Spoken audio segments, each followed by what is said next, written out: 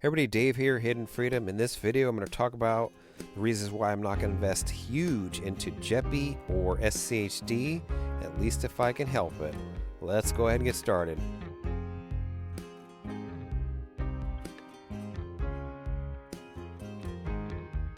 Alright, a little bit of backstory here. In 2014, I found fire. I've been chasing fire since 2014, and in 2022, I went ahead and retired with a net worth roughly about $2 million in 2022, early 2022. Went and hiked the Appalachian Trail, never planned on going back to work. And then after 6 months on the trail, got off the trail, completed the trail, and then had plans to go overseas and whatnot. And that just, I made a video about all that if you want to take a look at that. Look at some of the older videos of why I failed at early retirement. And then in 2023, early 2023, I went back to work. So here it is in 2024. I'm back at work. I'm 49 years old roughly, and I have a net worth goal there of $5 million. And I have 1,198 days there left until I fire and retire again. Now the net worth goal is $5 million. We'll talk about that here in a second. That is, the $5 million is not by this fire date here. Okay, so that fire date is roughly a little bit over 3 years away. But the net worth goal is just a goal by age 65. So, and we'll talk about that a little bit further as well. So that brings us to today. That's where we sit. So I'm being transparent about my numbers, where things lie, and I'm being super kind of conservative all the numbers. Let's go ahead and take a look at the dividends here. So just to kind of talk about a little bit of backstory here. 2019, I started a dividend portfolio. 2020, started to ramp up the dividends a bit. I kept ramping the dividends up in 2021. 2022, they peaked at $62,000. Started reducing dividends in 2023. I made a video about that as well. And then 2024, it looks like we're going to be right around $27,000, actually $25,000 because I reduced the JEPI. Let's talk about where those dividends came from. So here's the dividends received for all the years here. We're really just going to focus on mostly just 2022 and 2023 here, because there you see it right there. In 2022 is the year that I early retired in April. And you can see the JEPI there of the checks. It gets paid monthly there. Basically 1,000, 1,000, 1,000. JEPI was relatively new at the time. They're sending out pretty big distribution checks at the time. But once I actually retired in April, I took a lump sum out of my 401k, rolled it over into the IRA, and then when I basically invested about half that into JEPI, and then that's when it started going up huge, to these $4,000 a month here, $5,000 a month there. You can see a video on that as well, why I didn't lump sum invest $400,000 into JEPI. You can also see here that SCHD, I started investing in SCHD, kind of ramping that up, got a $1,000 check there, $586 check there, $800 there in 2023, and then $900 there in June. And then I made a video about why I got out of SCHD. And then you can also see in 2023, last year, I started reducing the JEPI as well.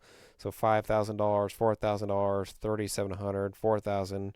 And JEPI was also cutting their distribution just a little bit as well. $1,900, $1,500, and now it's down to $600. And they further reduced it late last year as well. So now we're down to roughly about $500 a month in JEPI. So let's just take a look at the current portfolio right quick here.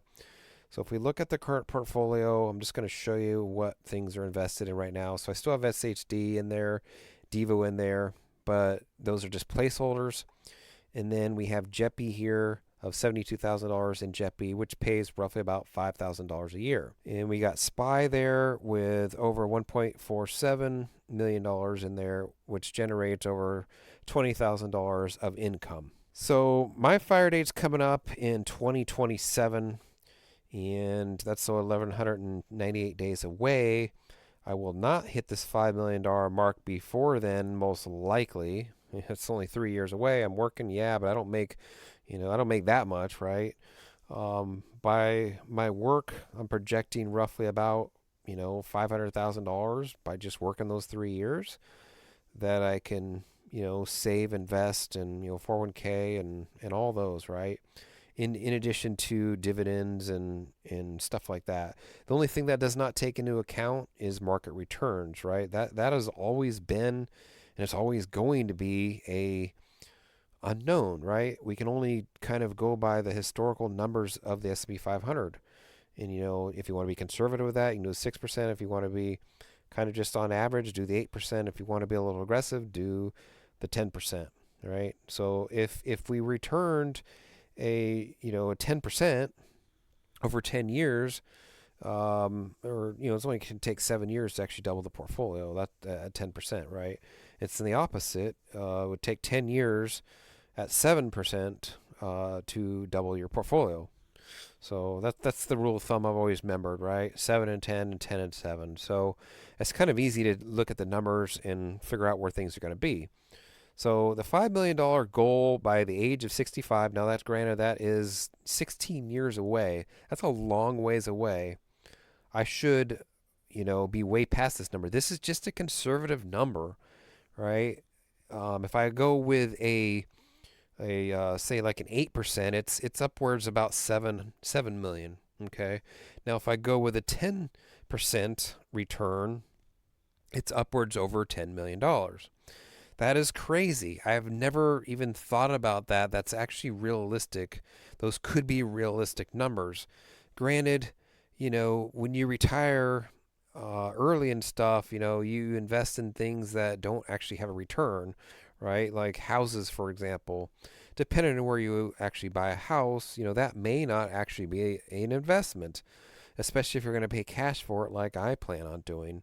A lot of it is going to depend on where interest rates are, I think, for me anyway. But I have no plans of actually, taking a loan out unless interest rates are down around a 3 to 4%. Maybe I'll take a smaller loan out, but right now, I just pay cash for the house. All right. So there's obviously you're going to get a return on that, but in general, I'd say houses probably they only keep up with inflation, and unless you're in an area in certain parts of the country that go up, 8, 10% a year, maybe even 20% a year in some cases. But I'm not really looking at for that to be something that's actually going to happen. I got other assets and whatnot that don't really go up either. I'll make a video about that sometime in the future. So I'm trying to be conservative here, right? Even at the $5 million mark here, right? If in 3 years from now, I'm going to need some money to generate something to live off of, right? And I'm talking about the whole premise of this video is to try not to invest into SCHD or JEPI again. That is the goal, right? In a perfect world, I'm talking about, if everybody has $5 million of retirement, why do you even need to invest into either one of those, right? Let's look at the numbers there. $5 million at a 1.5% return out of S&P 500 is $75,000 a year. Can you not live on $75,000 a year? Now, granted, some of that's going to be on the retirement side or the tax deferred side, as I like to call it, right? And some of that's going to be the brokerage side. You might have to, play it, a little bit of a game there. Maybe convert some money out of your IRA account into a Roth and then start building a Roth ladder like I'm planning on doing here. So as I just actually opened a Roth this year, if we look at the Roth ladder here, so I have plans this year to convert a little bit of money out of the Roth. So by 5 years from now, it's a holding period. I can actually take that money out and use it if I want, but it'll also grow tax free. So that's a plan. And look at an older video I just did a few weeks back or last week's video talking about converting all of that money on that side if I can. Now, granted, unless the market goes down 50% or something like that, getting that money out of the IRA and the sole 401k, it's not going to be easy. Not to mention, that's a big tax bill, right? And that money comes right out of the top, comes out. You have to pay. You can't, if you take the money out of the deduction, out of the conversion, I believe you get penalized on that. So you actually have to come up with the money on your own. either out of a brokerage account or savings or whatever if you don't want to pay that. So and that comes right off the top as far as like your net worth too. It just boom, $800,000 at 30%. You do the math, right? So in a perfect world, you could live off the dividends coming directly out of the S&P 500 at 1.5%. That's the goal. That is where everybody should strive to be.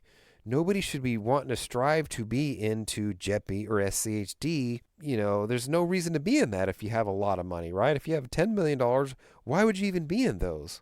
Okay? There's no reason to be in those. Let's do the math, right? $10 million at 1.5%, it's just going to be double, obviously, but $150,000. Can you not live in on $150,000 a year? Right? You can actually reinvest back into the portfolio. So everybody, this is not a video about hating on SCHD. This is not a video about hating on JEPI, okay? They're very fantastic dividend-paying ETFs, all right? And they're definitely a tool. But what I'm trying to do here is I'm trying not to use that tool if I don't have to. If I have a big enough portfolio, I do not need to use that.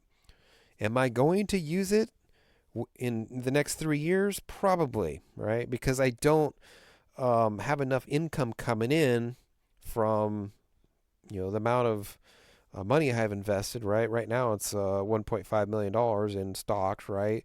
That's not going to be enough. $25,000 is not enough, right? So I'm going to have to invest into JEPI or SCHD, okay? But I'm not going to invest huge into them. I'm only going to try to invest the minimum amount that I can get in there to survive, to live a good, fruitful life until my portfolio grows. That's the plan, okay? So 16 years, $10 million is the high point. And I have, until I ran the numbers, I had no idea that was even possible. $5 million is the low point in 16 years. Ideally, it's probably going to be around about 6 or 7 is my guess. But, at those numbers, I can completely reduce, SCHD and JEPI. Why would I have to be invested in those? Why would I have to be in a traditional dividend portfolio? In my case anyway, I always feel like I'm just way behind the curveball when it comes to the dividend snowball effect. That is the whole reason why I made a video about melting the dividend snowball, because I just don't think that, being 50 years old or almost 50 years old, that I have enough time to let the snowball effect actually take effect.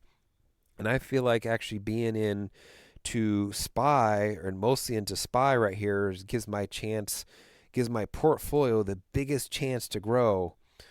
Obviously gives the portfolio a good chance to go down as well, but that's okay.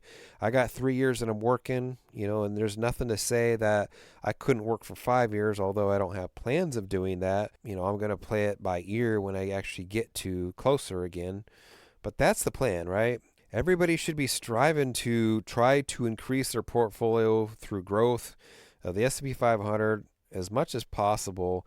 Don't rely on SCHD and JEPI to get you to where you want to be net worth wise and portfolio wise. Now, if you need those ETFs to generate some income to live off of, then I completely understand where you're coming from, because I did that in 2022. Although I didn't technically live off that, most of the thing I was living off in 2022 was just a high yield savings account. So all those dividends that I received mostly were just reinvested back into the portfolio. But anyways, if you have any questions about this video, please leave a comment down below. Let me know what your plans are. Are you going to use those to retire, or are you going to try to have a bigger net worth and actually just retire off of leaving everything into SPY? We'll see you in the next video. Thanks for watching.